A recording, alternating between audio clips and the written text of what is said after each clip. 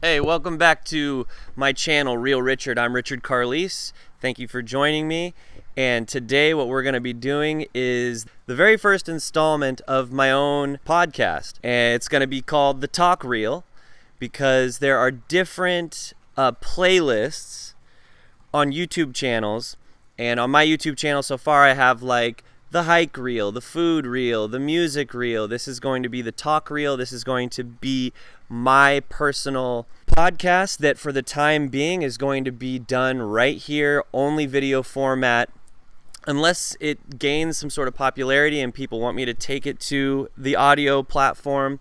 For right now, this is just so easy for me to grab my phone, grab this stupid thing, and just have a conversation, talk about my day, talk about what's going on with me. And sometimes it's going to be a bit somber, sometimes it's going to be a bit silly, but it's going to be all me, and I don't have to really worry about any other moving parts.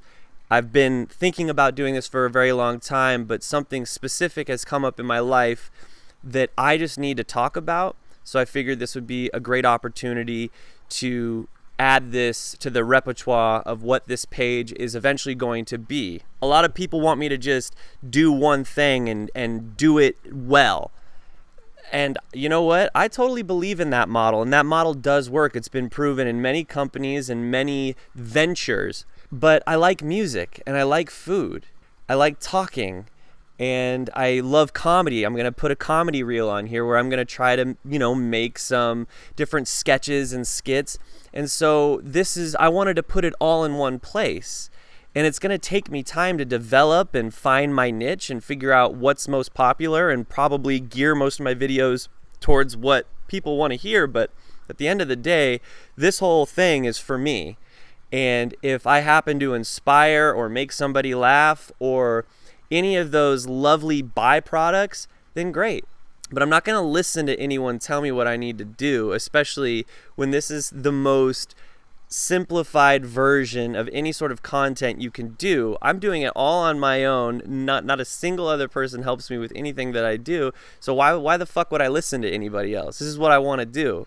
I don't need to be a billionaire. I don't even need to be a millionaire. I just want to be able to provide for my family and do something that I love. And is this channel going to be that way for me to do it? I don't know, but I'm going to give it a shot.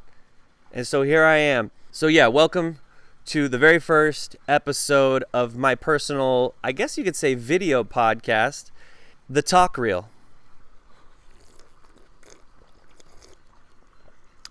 So for those of you who don't know, if you are finding this video randomly, the algorithm put this video in front of you, which that would be really cool. But for the most part, if you're watching this, you know me. I'm going to talk on a topic that is very, very close, near, dear, and really the most important thing that has ever sort of happened. And it is the fact that I am an addict in recovery. And without going too much into the story of my addiction, I can tell you I have experienced almost every facet that you can really think of when it comes to addiction on both sides now. I've been clean since September 21st of 2016, and here we are, in February of 2021. So I've had a bit of time on both ends at this point. Really, I just don't need to get into the history of it right now. Maybe one day will come where I will feel it necessary that I talk very, in a very detailed way about my addiction and what it looked like, what recovery looks like for me, all those kinds of things. It really just depends on you guys, who gives a shit or whatever. But today I really just want to talk on a specific topic that has come up many times in my recovery. And it was even more prevalent when I was using, and that is enabling. When I was active in my addiction, really what it looked like for me was, who am I going to manipulate today? What kind of sob story am I going to give today? And honestly, I was living in a really shitty condition. I was living with my grandmother, but my children had been removed from my care, and I mean, it was rough, so it's not like I was spilling a sob story that wasn't necessarily true. It just didn't tell the whole story, because the reason I was in that predicament was because of actions that I took. So I just want to get that out of the way. I'm not saying that, but what I am saying is that I would look around and see who could I manipulate. Oftentimes that was the people closest to me, the ones that loved me the most, like my family members, my parents, my brother, my sisters, my brothers and my sister, my best friends, all the ones that I would be able to pull on heartstrings. Those are the ones that I targeted more often than not. It's really hard to give a sob story to the dope man. The dope man only gives a shit about one thing, and that's money. And if you're trying to get drugs based on a sob story, it's not usually going to work out for you. So what do you do to get the money? You go to your friends and your family and the people who care about you the most. And sometimes we don't even know that that's what we're doing. They're maybe just the ones who are most accessible to us. So you also need to understand that it's not always so well thought out and planned out. You're just like reaching for the people that are closest to you. So you grab this guy, you tell him, hey, listen, yada, yada, yada, I need money. This is why I need money. And it's often just a series of lies. You're spinning these webs out there, and you don't even know what lie you told who, right? So that's a very generic explanation of what it was like for me on being in active addiction, on that side of manipulating people into enabling me to continue the life that I was living. Well, now I've worked in recovery. I've supported people in recovery. I was very active in a program of recovery, and there are people close to me that are experiencing the absolute depths of hell that it is to be in active addiction.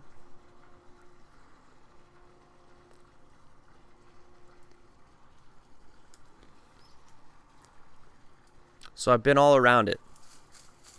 And now you're hard pressed to find anybody that doesn't either know somebody or know somebody who knows somebody that is in active addiction. And in fact, you are now the odd man out if you don't know anybody or you don't know anything about addiction. This thing is run so rampant in the world. I'm not even going to just say in this country. You're talking world. This is a world problem. Everybody knows somebody. So this is a topic that everyone can really relate to on one level or another. If you see a video on YouTube of somebody slumped over and they're knotted out or whatever, and you read the comments, it's brutal out there. People being like, look at that junkie motherfucker, blah, blah, blah, and talking all this shit. Other people, it's the whole spectrum of people. It hurts me a lot to read some of the nasty comments because I'm like, you gotta know somebody. How do you not know somebody and have zero compassion in your heart for this? Over the last couple of years, I've had some experiences where I've been manipulated into enabling somebody, and so I understand the frustration and the anger on a very deep level now. I started to sort of put a picture of what it looked like in my mind, and so I want to paint this picture for you, and I want to sort of help explain and describe what enabling really can look like, and more often than not does look like. So I was in the shower today and I was really thinking about this topic, enabling. And the reason I was thinking about it is because it is very prevalent in my life right now. Now, I won't go into it, but there are people that have and still are sort of spinning lies and webs of things to try to get me to assist them monetarily, whether it's cigarettes or cash. Oftentimes it could be a place to live or a place to shower.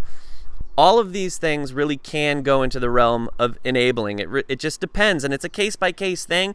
And I just want to let you know right now that this is my experience. If this is not something that you've experienced in this way, I would love for you to comment or have a conversation with me, because I'm very interested to see what other people's experiences are with this. I've heard thousands of different stories, and honestly, there are other programs that are for the people that were hurt by addicts or still being continuously hurt by addicts.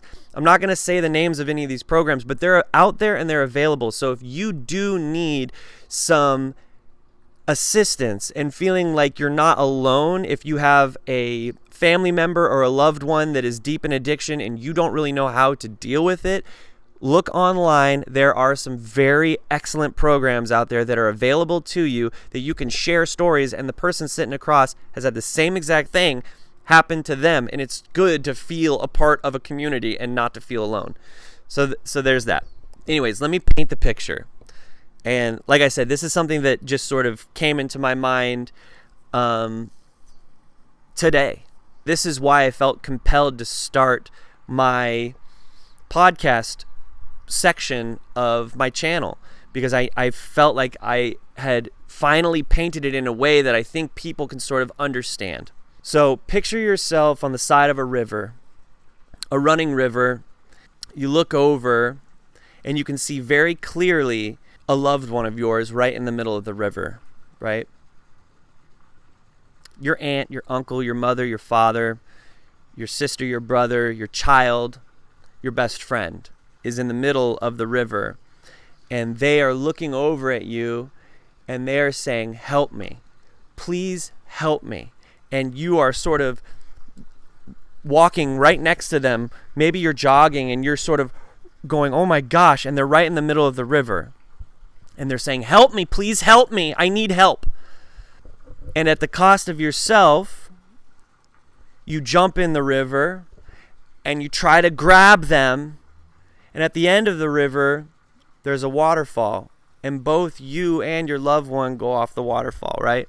So that's one way where enabling showcases this tragedy.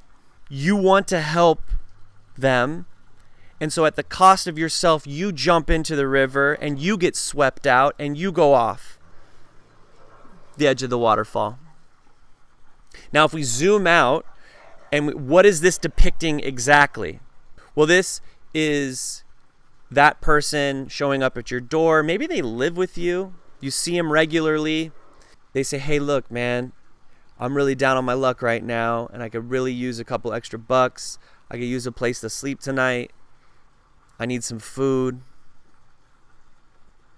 And you're just like, my God, how am I not going to help this person? I love this person. I care about this person more than anything in the world.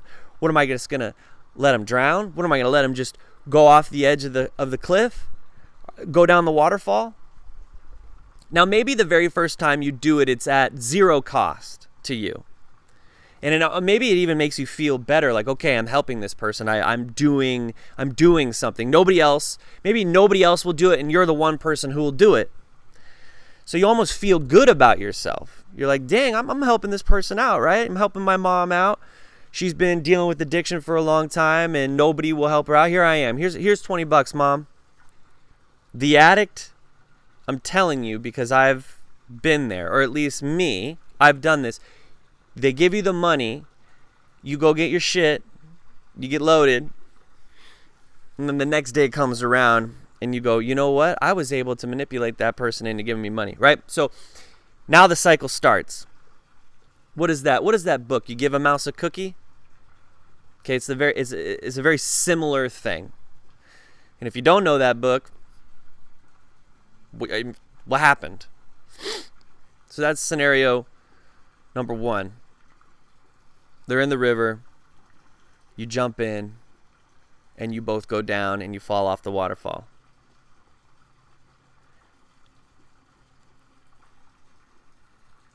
Because see, what happens is that experience will usually happen over and over and over again, and it will take an absolute toll on yourself.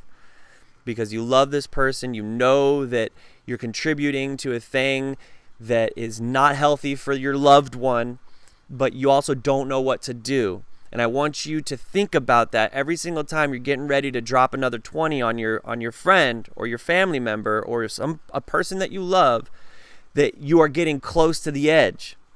You're getting very close to the edge of that river, and you have not helped them at all. You've basically thrown a leaf into this river, and that's nothing. They can't hold on to that, right? The way that I like to think about it now, and the way that I try to address helping somebody, is I'm looking for effort on their behalf, because quite frankly, an addict does need support. It's just, when do you support them is really important. Please understand that. If they are full-blown in their addiction, they're going to do anything to be able to continue down that path. And if you are easily providing monetary assistance or a living situation or food, I know that sounds crazy. Maybe not food. That's a really tough one. I don't even know how I could not give food or water. Let's take food and water off the table. Okay, because I'm just going with what I'm feeling right here. I don't have a piece of paper that I'm reading off of right now. There's no script.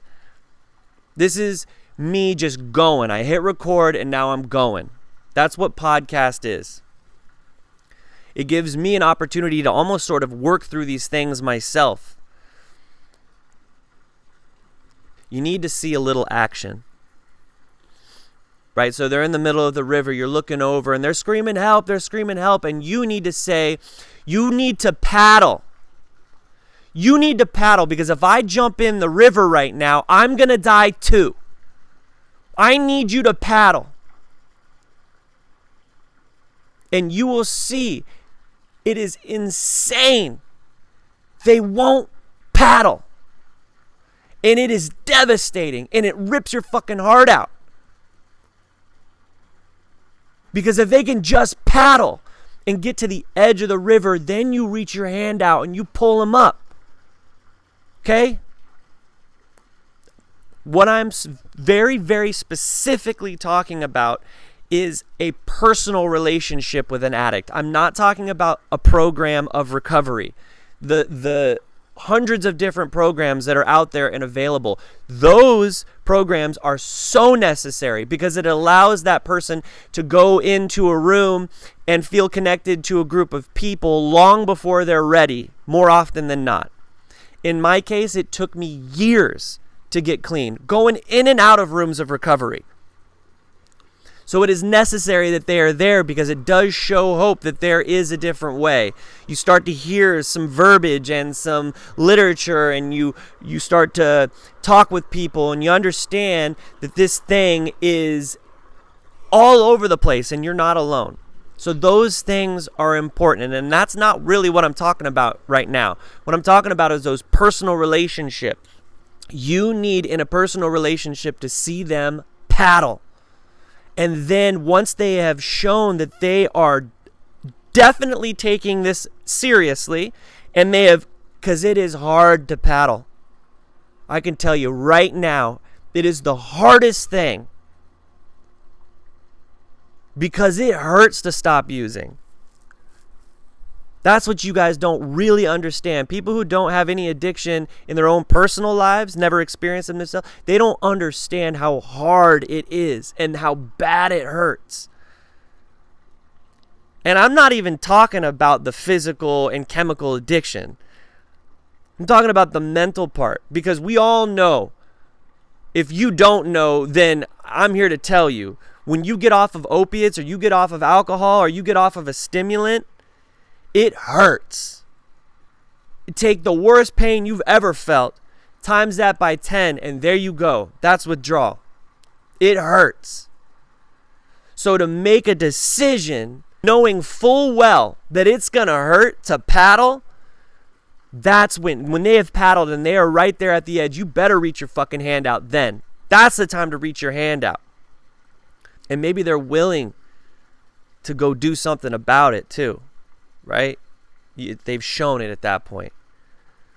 So when I look at enabling, I look, is the person willing to paddle? And if they're not willing to paddle, I can't do anything, because it's at the cost of myself. Because if I jump in that river, I'm going down the end of the waterfall too. That's just a simple fact. Over time, it will eat you away. And you're going, hey, Richard, how are you just going to look at your friend in the middle of a river and do nothing about it? Well, I'm telling you this right now. it's gonna hurt too. To be the person on the edge, looking at your friend, knowing that you can't do anything, that's devastating on the deepest level. And you might even see them go off the edge of the waterfall. Death. Rehab. Jail. That's where if you want to take that metaphor, the waterfall is death. Institutions. Jail. Padded rooms. Chair rooms. Waiting rooms. How are you going to just sit back and look at the person and not do anything? Well, you got to jump in the river. That's what I'm trying to tell you. So it's at the cost of yourself. And what I'm talking about is giving and giving and giving and getting nothing in return will take a toll on you. And then if they die or if they end up in jail and you've put all this money into them, you've put all this effort and emotional time, then that even eats you up. You go, man, did I perpetuate this problem? Did I fund this problem? Holy shit. I'm telling you, it's easier to manage the emotions of being like that person was unable to figure it out, and that's sad. And you're going to have to work through it. I am still working through some deep shit. Some stuff that is killing me, and it eats me up inside because I'm watching loved ones after they've seen me get into recovery. I'm watching people go over the waterfall all the time. So I have to stay vigilant. I have to stay very vigilant. I need to continue to talk. I need to continue to share. It just looks different for me now. You know, I know people in recovery, they haven't seen me, in the rooms in a long time, and they probably worry or they think this or that or the other. And I'm at a place in my life where I really don't give a shit anymore. You really start to find yourself when you step away from using. You figure out what's important to you, and the chit chatter of other people, oh my gosh, becomes the least important thing. So I don't care. I know I'm doing much better. I know I've stayed true to myself.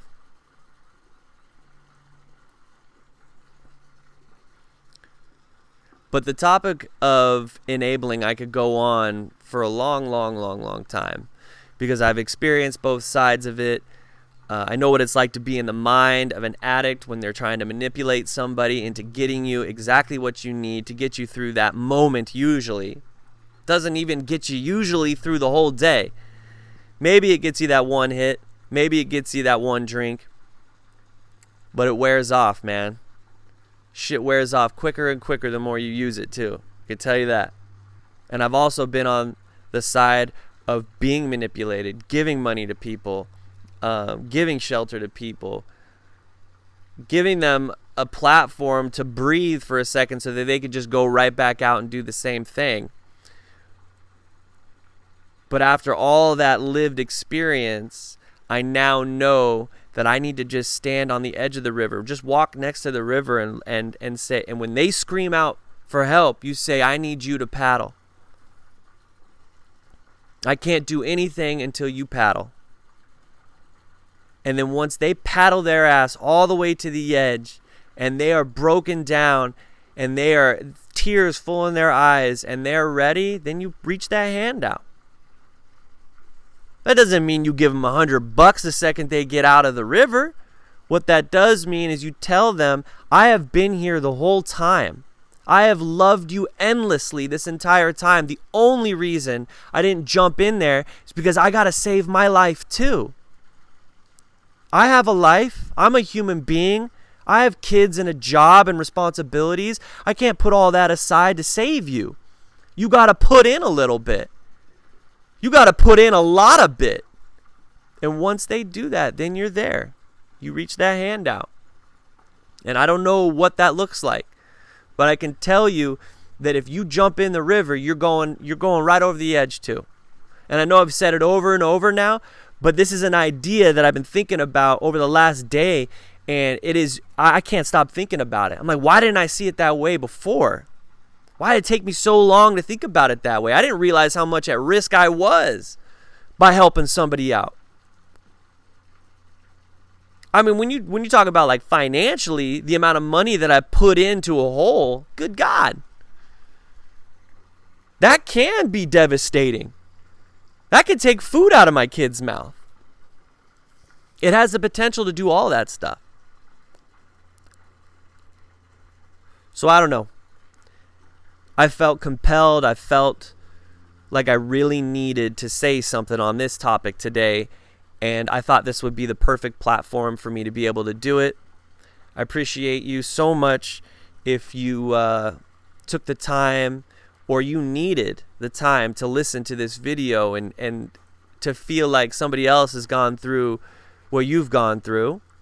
You need a little bit of reassurance. I'm not going to say guidance because I can't guide anyone.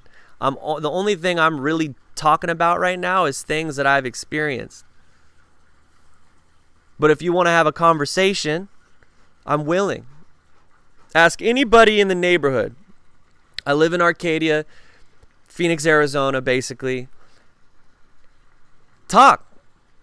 You probably know somebody that's hit me up about addiction. You probably do. And I help. To the best of my ability, I'm going to help. Because I know how hard it is and what it's like to suffer on both ends of that coin. They both suck. But you're not alone.